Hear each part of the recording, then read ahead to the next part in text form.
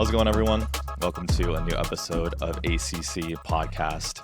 As many of you in the Web3 space should be well aware by now how the infrastructure of smart contracts is truly revolutionizing the world of payments, allowing for seamless, immediate, and peer-to-peer transfers. Which brings me to introduce to you our guest for today's video, the growth lead at Pulsar Money, Stefana, has joined us to talk all about the growth of Pulsar Money and the payment structure and vision of what's to come. So, Stefana, thanks so much for being on the show today. How are you doing today? Hi, everyone. Super excited to be here. I think it's going to be like a super great conversation. As you all know, we are at ACC, very excited about payments. And specifically right now, I'm super excited that we're having this chat as Pulsar Money is one of the companies owned by Reimagined Ventures. So part of the whole ACC ecosystem. And looking forward to diving in. Yeah. So I think first and foremost, I want to give a shout out to the updates. We probably will get into them a little bit more in the episode.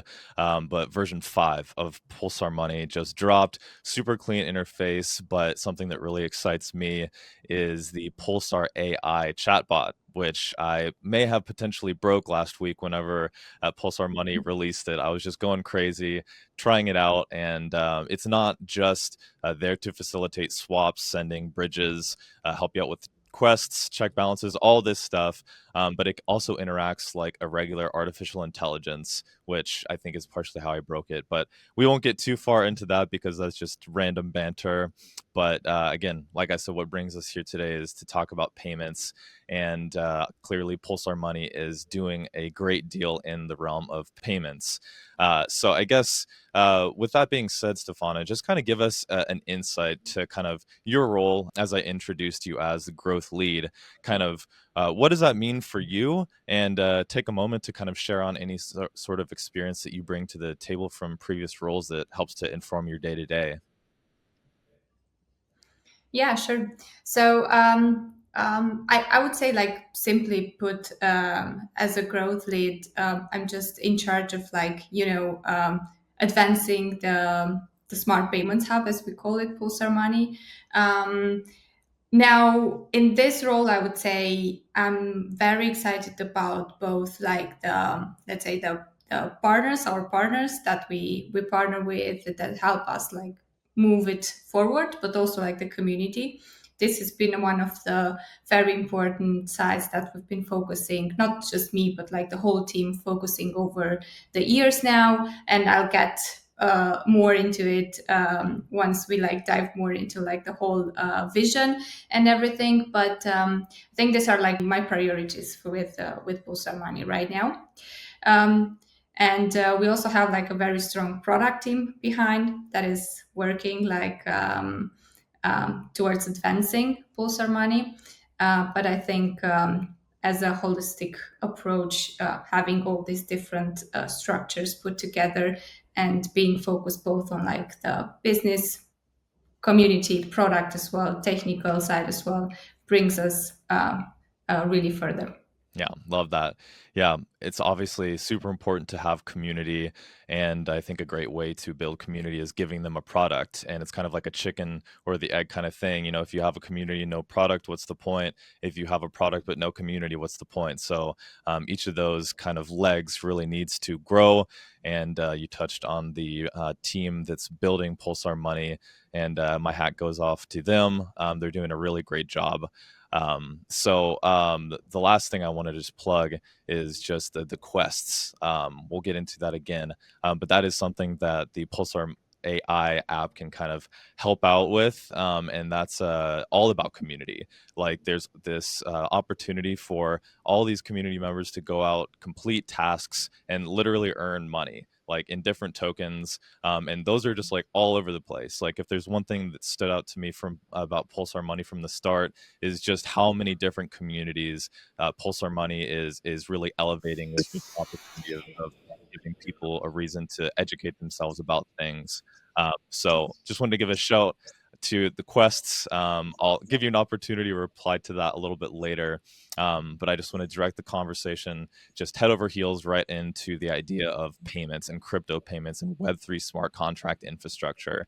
So basically, like in your perspective, in your own words, like why do you think that crypto payments like should even exist in the first place, right? Because that gives us reason to use Pulsar Money. So why is this important right now in the scheme of things?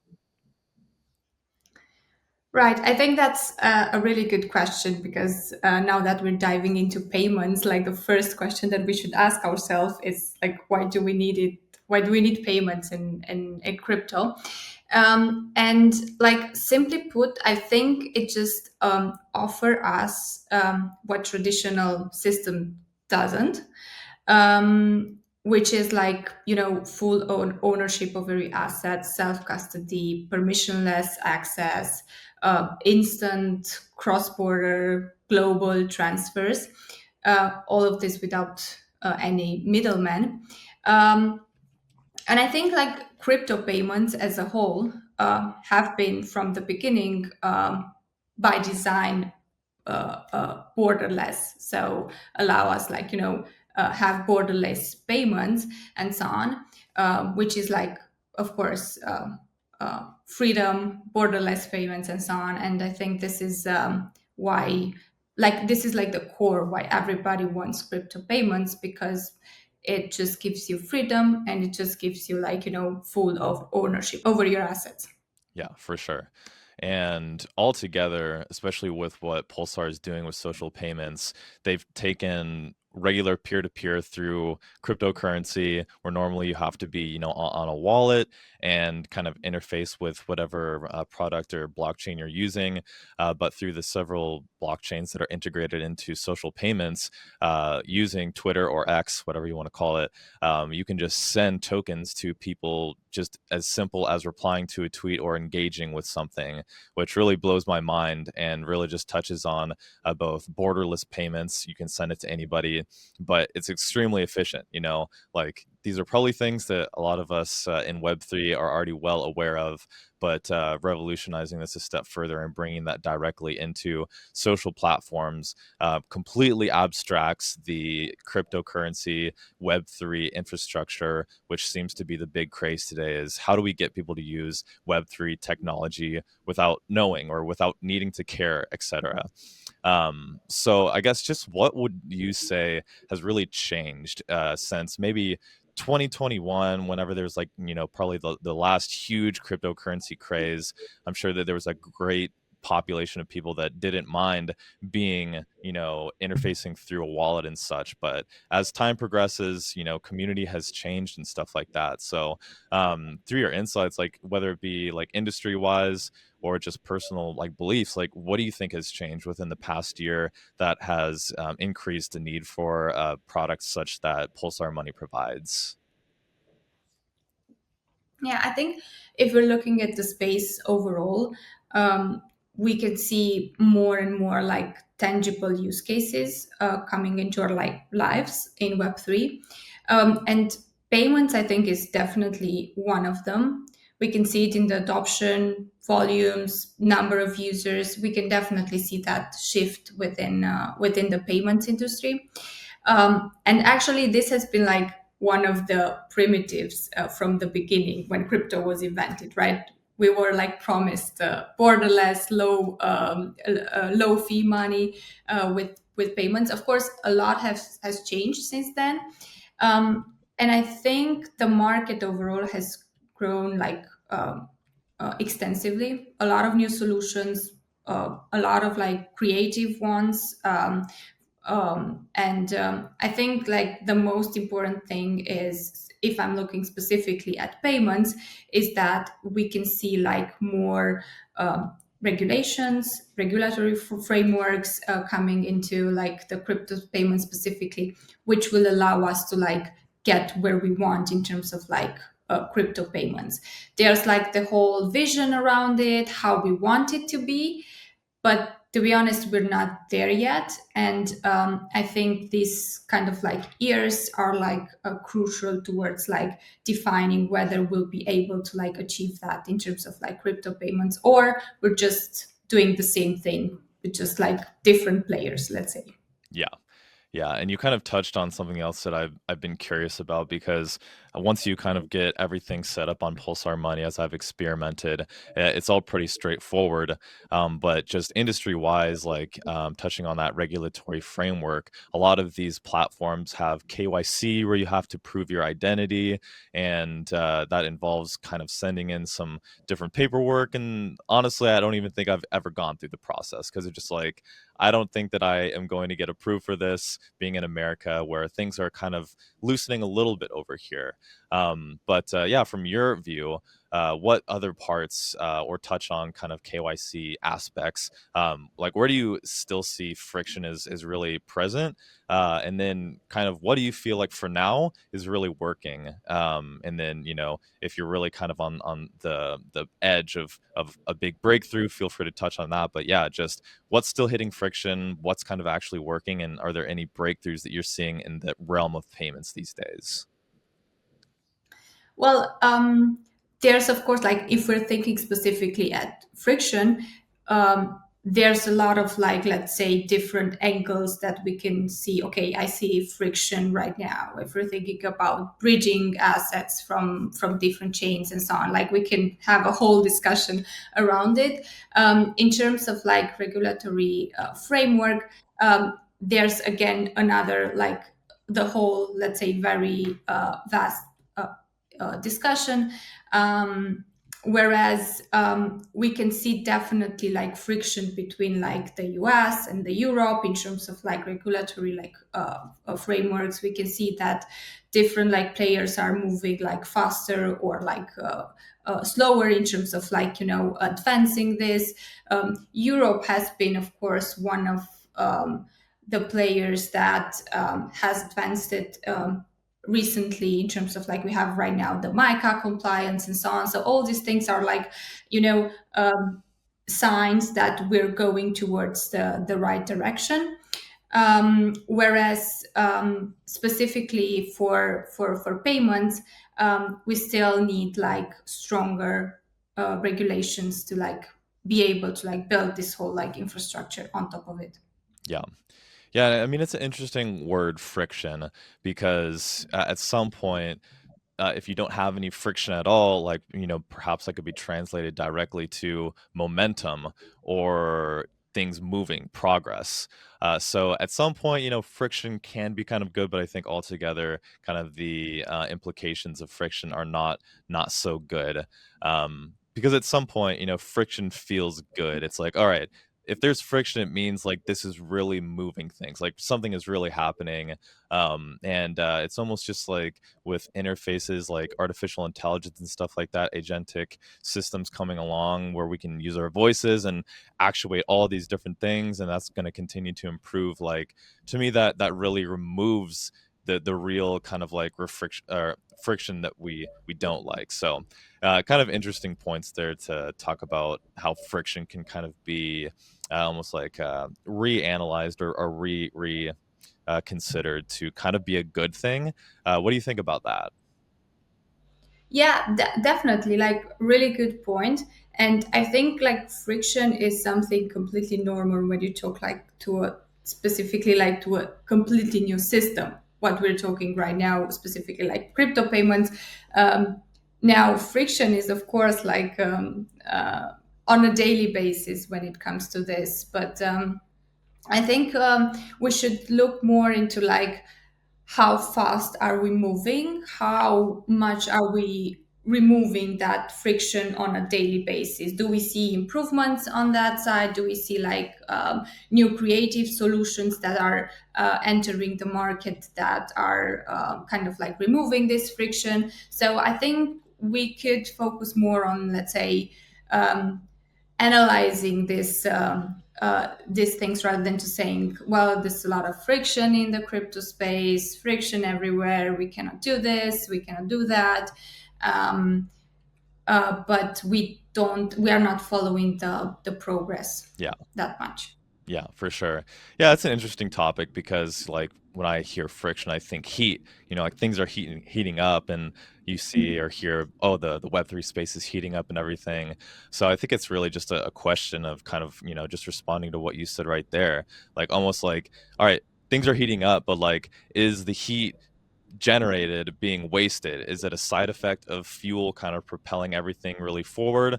It's like a matter of efficiency. Like how much friction is there? And is it getting us freaking leaps and bounds ahead of like where we could be? Or is it like, just like, all right, we have all this friction and like we're not really moving. Like obviously Yeah. there's two different kind of ways to frame that. But I think, like it's also, I think we are coming up to a point where we can say there's still friction and there will still be like friction for some time now, but we are so close to a point where we will be able to like onboard people into like this friction like let's say realm in the crypto space, because you see things moving around the world, and specifically if I'm looking at crypto payments, with all this like uncertainty, wars going on, economical uncertainty, and so on.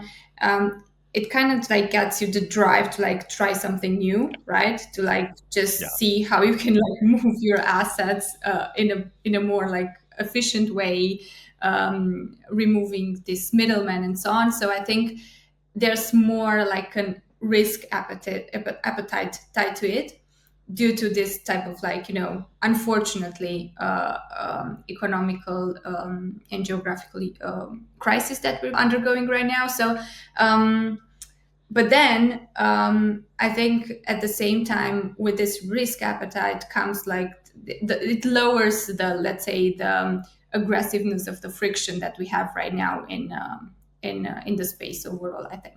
Yeah. Yeah, and last bit I want to add there because, friction is kind of resistance by definition. And when we hit resistance, sometimes that gives us an opportunity to pause, recalculate, re-strategize. Sometimes resistance is kind of a dead end, but it takes hitting that resistance, feeling like this isn't working. Maybe we need to scratch it all together and redirect this focus towards something else or just back to the drawing board. And I mean, unintentionally, really, like that is all about growth. Like that is probably what being the growth lead is all about, is running into resistance, figuring out how to get around it, move over it, break through to the next phase of growth. And that kind of tangents straight into the next topic, really not getting too lost in friction for a 30-minute episode. But the point of friction is it propels us forward at the end of the day, and it redirects us to the right place. So let's dive in a little bit more towards Pulsar Money, because we talked about friction points, and I asked you what sort of things are working, what's moving in a good direction. And clearly I would say Pulsar Money, it fits in that category of something that's actually working, giving an opportunity for these communities to interact, to educate, to learn.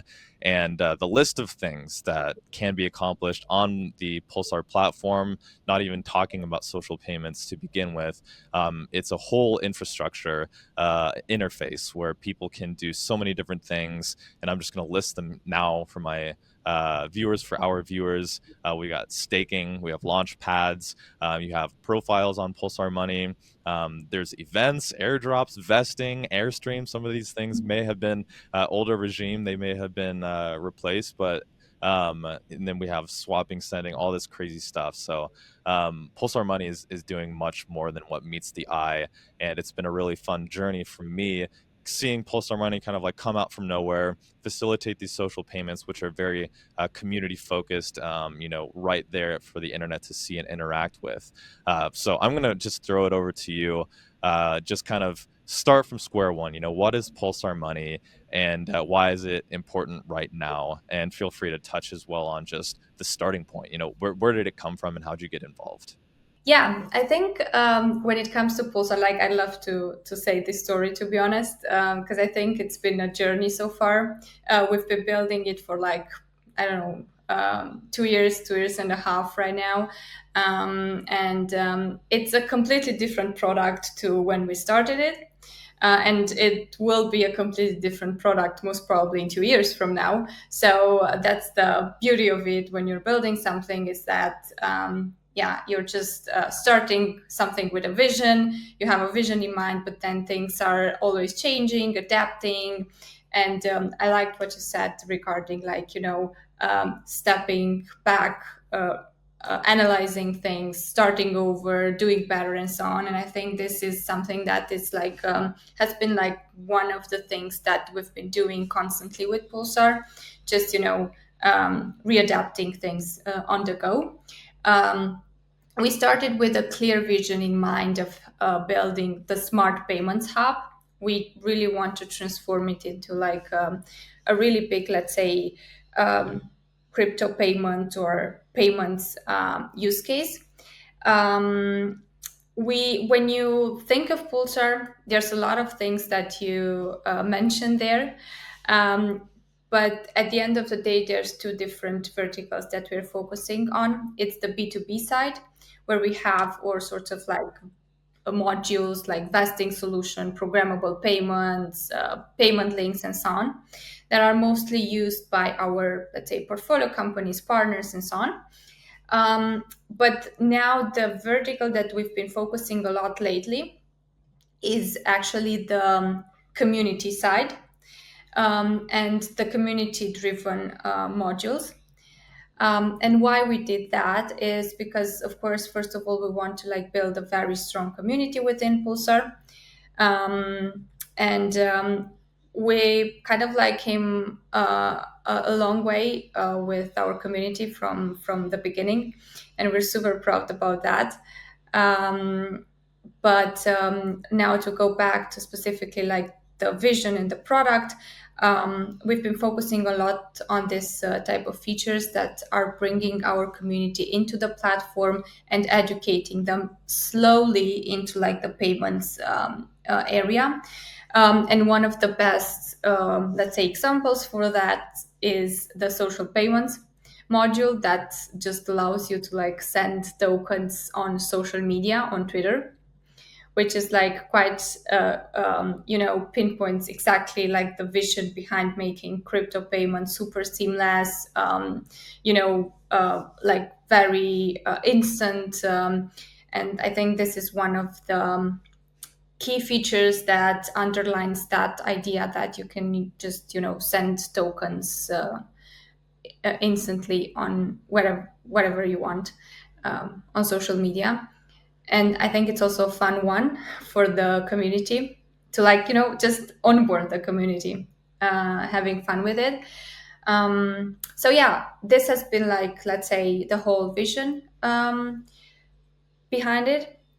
We do have like lots of plans for the future, and moving on from now, we're going to tap more into like the payments side of things. But our big focus up until now was building up the community. That's great. And I am aware of a platform called Reveal. Should be familiar with you. They have something called Pay ID, and they have integrated into Pulsar Money to some extent. I wanted to touch on this because Reveal has an opportunity, has a feature where they can, just like Pulsar, tweet something, pay USDC to this person. Is Reveal using any Pulsar infrastructure, or are they kind of doing their own thing? What does that kind of look like there? Yeah, so we're super close to the Reveal team. What we actually did there, we're always very happy and open to like work with partners within the payment space, and I think Reveal is doing like a great job on the payment side. We have this concept in Pulsar called community pages, where each and every project can like launch their own community page on Pulsar, which means we build their own custom page, and we can build basically whatever feature they want on top of their page, which goes hand in hand with what you were mentioning with Reveal, that we integrated the claim pay ID feature within their community page. They also have a campaign going on their like reveal custom page. It's a really cool feature, mainly because we do these things very custom, bespoke. So you cannot just come on Pulsar and build your own page for now. We build this custom, just because we want to like make sure that every like edge case and super custom feature is being incorporated into their community page. Love that. And I think that's really what stands out from the culture that I see emerging from Pulsar Money altogether is just this bespoke idea of really catering to the needs of whomever it is that Pulsar is working with, really just to propel these communities as far forward as they can.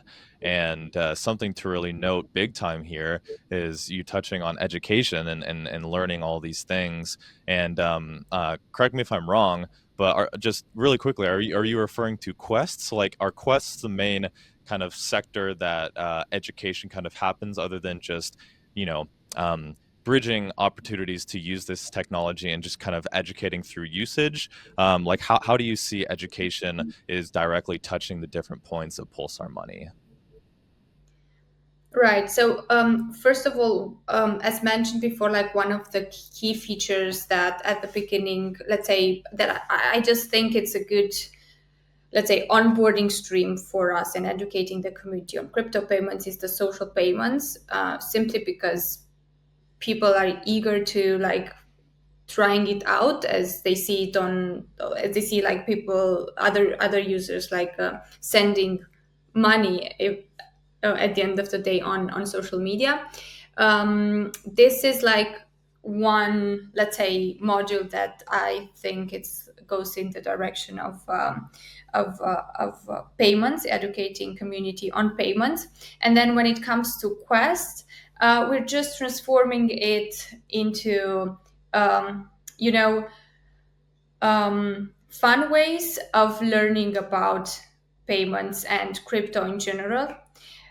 We focus with the quests or like campaigns. We focus a lot on chain activities. So we're having like quests, like I don't know, bridging assets, adding liquidity, aggregating testnets. So very very complex and custom quests.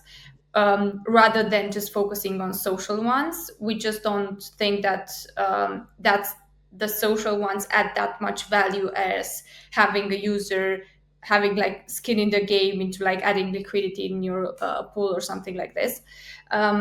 So we've been focusing a lot on having this on-chain activities in our Quest module, and I think this is another like educational stream, because first of all you have a prize pool that like encourages you to like jump in and test it and see how much you can win at the end of the day.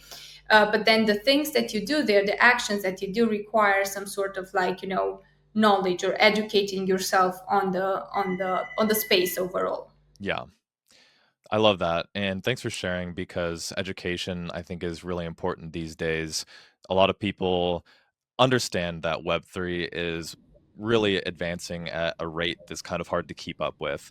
And something like Pulsar Money and Quests, it just kind of brings it back down to earth and gets people focused on kind of this real traction, like, earning a prize pool and everything like that. Like you said, like at the end of the day, like you're kind of like jumping into something, and you get to take something home with you, buy yourself a coffee or save it up and buy yourself a Lamborghini someday. Just kidding. But yeah, with that being said, I just wanted to remind the audience too that, like, yeah, if you're a part of a individual community, sure, go on Pulsar Money and check out the quests, but go to the others too. Like go to pulsar.money and check out all the quests. Get involved in all of these communities. It's chain agnostic, but it's self-driven. If you want to stay on your own chain, then stay in your own lane. But go on and check out all these different communities that there are opportunities to make more money, and tokens. Connect with new community members. You never know who you might meet out there. um, But yeah, Stefano, do you have any kind of like success stories? Obviously, Pulsar Money, you said it's been here for about 2.5 years. So do you have any numbers? I know that there are some on the Pulsar website, but let's share some of the success stories behind Pulsar Money, and then we'll kind of close out the video, kind of looking ahead into the future vision. But yeah, sounds like Pulsar Money is doing great. Tell us some success of what's going on these days. Well, I think like the biggest success for us and how we measure it, of course, like tech is like we're super excited about the tech behind Pulsar and everything that has built from a product perspective. But I think the real success lies within its community, seeing people using it on a daily basis, having like skin in the game. They're like giving us feedback, ideas, how to build things better, and we are very much like always open to any feedback from the community.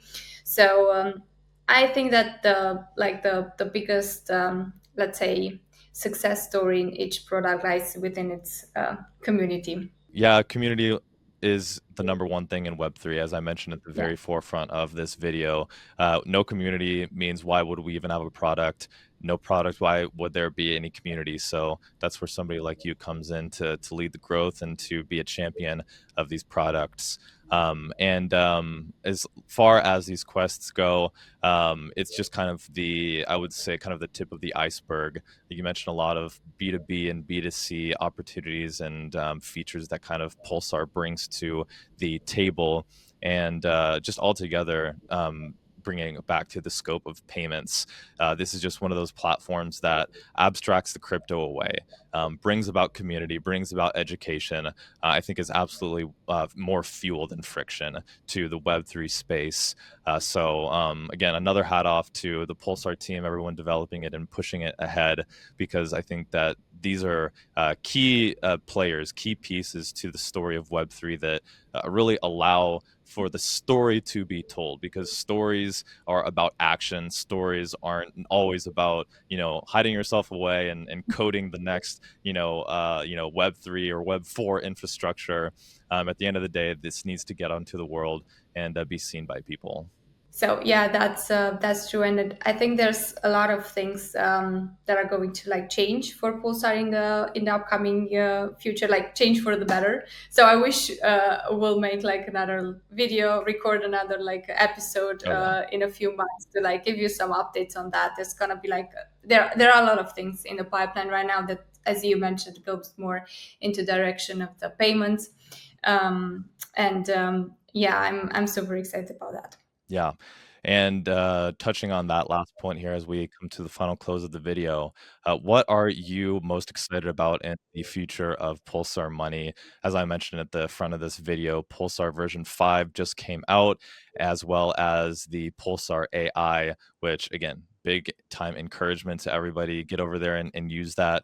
It's in the bottom right corner of the screen. Tap that and it brings up the little chat bot to go crazy with. But altogether, bigger, faster payouts, lots of UX updates that really entice people to stay on the platform itself, are what first meet the eye with version 5. But throwing it back over to you before our final outro here, what's kind of on the horizon for Pulsar Money? What are you really excited about over the next period? Well, I think when it comes to like what excites me most about is like just riding this wave of like shaping the crypto payments narrative. I think we're super much on it right now, and yeah, I think this is like the most exciting thing for the upcoming future for Pulsar. Awesome. So now I want you to make one bold prediction. Any bold prediction about the future of crypto payments in the year, whether it be it's just going to explode, it's going to, maintain where it's at. Like, do you think that there's going to be any one thing that really starts to kind of like show its way? Maybe artificial intelligence, like just personally for you, Stefana, like, is there any bold prediction you want to throw out for the world to hear? I'm not the most optimistic one, so I'm all more on the balance side of things. I cannot say that it's gonna explode, but I think it's on the right path towards like, actually being adopted very soon. And yeah, AI plays a crucial role as well. But I think when it comes to payments, it's more about like regulatory framework and you know the system itself rather than the technological use cases behind it. Of course, this is also important, but we already see like a lot of improvements on that side. So yeah, I think we're on the right path. Cool. All right. Well, Stefana, I really appreciate you taking the time out of your day to talk to us about Pulsar Money. So, where can people get involved? We touched a lot about on quests, about the whole Pulsar Money interface. But final call to action to all of the communities out there who are watching this video or maybe haven't even dipped in at all. Where can people follow along? Where can people get involved? Well, I think we're pretty much everywhere on all social media platforms. Pulsar Money on Twitter, Telegram, Discord, TikTok as well, Instagram. So if anybody has any feedback, just feel free to reach us. We're super excited about growing the community further. Awesome. Thanks for being here. It's been a lot of fun chatting with you. It's fun to bounce off these different ideas, especially talking about friction and everything there towards the middle. So thanks so much for your time, Stefana. Thanks, Stephen, for having me. For sure. All right. All the best to Pulsar Money. This has been another great episode of ACC Podcast. Looking forward to connecting with everyone online. Check out the description, like, subscribe, all that good stuff. Links will be shared, and we'll see you in the next one.